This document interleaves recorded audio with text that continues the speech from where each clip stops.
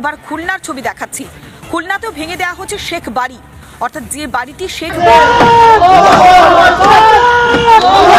ছিল, কিন্তু আগুন দিয়ে পড়ায়নি, ভাঙেনি। এই বাড়িতে নমস্কার, আমি কৃষ্ণপদ অধিকারী। আমার ছোট্ট একটা ইউটিউব চ্যানেল আছে, চ্যানেলটার নাম don't care, Facebook page Krishna Krishna.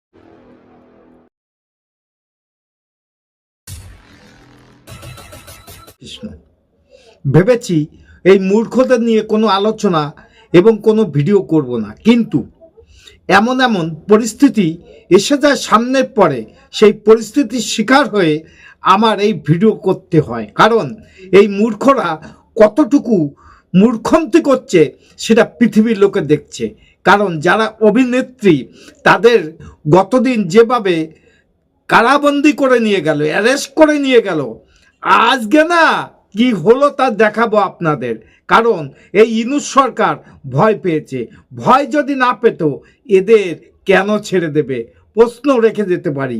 কারণ বাংলাদেশে যেটা হচ্ছে, সম্পূর্ণ মৌলবাদী সংগঠন যেভাবে বাংলাদেশে পরে অত্যাচার অনাচার করছে, আমি বলতে চাই যে এখনো পর্যন্ত বাংলাদেশের যে জনগণ আছে তারা যদি সংযত না হয় তাহলে মনে রাখবেন যে আপনারা যেটা পাকিস্তানে হচ্ছে এবং আফগানিস্তানে ঠুনোঠুনি হচ্ছে সেটাও বাংলাদেশে খণ্ডযুদ্ধ বেঁধে যাবে। যখনই খণ্ডযুদ্ধ বাঁধবে তখন কে বড় কে ছোট কেউকে দেখা হবে না। সেখানে তখন রক্তের পিপাসায় একদল অন্য দলের পরে আক্রমণ করবে। সেই জায়গাতে আপনাদের বিরত থাকা উচিত। যদি বলেন কি সূত্রে আপনি এই কথাটা বললেন, দেখানোর আগে আপনাদের একটা অনুরোধ করব, চ্যানেলটা সাবস্ক্রাইব করে দেন, পেজটা ফলো করবেন।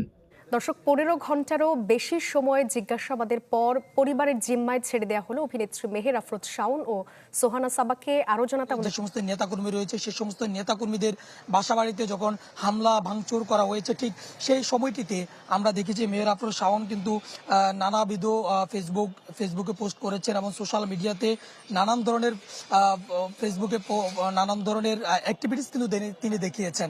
এই সকল বিষয়গুলো মিলিয়ে আমরা দেখেছিলাম যে গতকালকেই মূলত গতকাল রাতে তাকে ধানমন্ডি থেকে মেহের আফরোজ শাওনকে আটক করে এবং আটক করার ঠিক কিছুক্ষণ পরে সোহানা সাবাকেও ধানমন্ডি থেকেই আটক করা হয় এবং অন্যায় প্রতিবাদ করা যাবে না। আমরা যতটা অন্যায় করব আপনারা মুখ বুজে সহ্য করবেন। তা যদি হয় তাহলে আপনারা এই বাংলাদেশে থাকতে পারবেন, তা নাহলে হয় জেলখানা, নাই মৃত্যু, নাই ভারতে চলে যান, নাই বিশ্বের যে কোনো জায়গায় চলে যান। এই আহমদদের ভাষা এটা। দেখুন যে পুলিশের সেনাবাহিনীর সামনে দাঁড়িয়ে কেমন বক্তব্য দিচ্ছে আর কি ভাষায় আক্রমণ করছে দেখাবো, চলেন দেখে নি ভিডিওটা। আপনি জানেন এই দেশে আমরা কারা? বাঙালি মুসলমান যদি না চাই তাহলে হিন্দু আধিপত্যবাদী কোনোটা ইনশাআল্লাহ বাংলার মাটিতে থাকবে না। আপনি যদি মনে করেন থ্রেট করছি তো ইটস ওকে। আপনি জানেন এই দেশে আমরা কারা?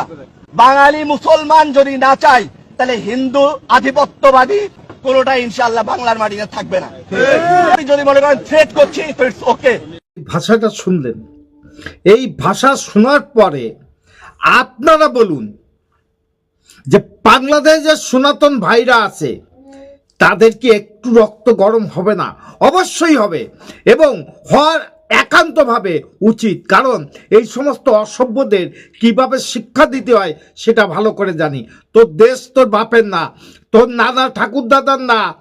আরে মুখ সামলিয়ে কথা বল। ওই দেশে যারা জন্মগ্রহণ করেছে, যারা রয়েছে এখনো পর্যন্ত, তোদের অত্যাচারে আমার মতন লোক, প্রচুর লোক ভারতবর্ষে আসতে বাধ্য হয়েছে। কারণ তোদের অত্যাচার যেভাবে করেছিস সেটা ঠিক না ভুল প্রশ্ন করে গেলাম, সংযত হয়ে যা, তা না হলে আগামী দিনে তোদের অবস্থা কেমন লেজে গোবরে হয় দেখে নিবি। যদি ভিডিওটা ভালো লাগে লাইক শেয়ার কমেন্ট করবেন, আর এই সমস্ত গান্ডুদের শিক্ষা তো দিতেই হবে। madam. When sorry.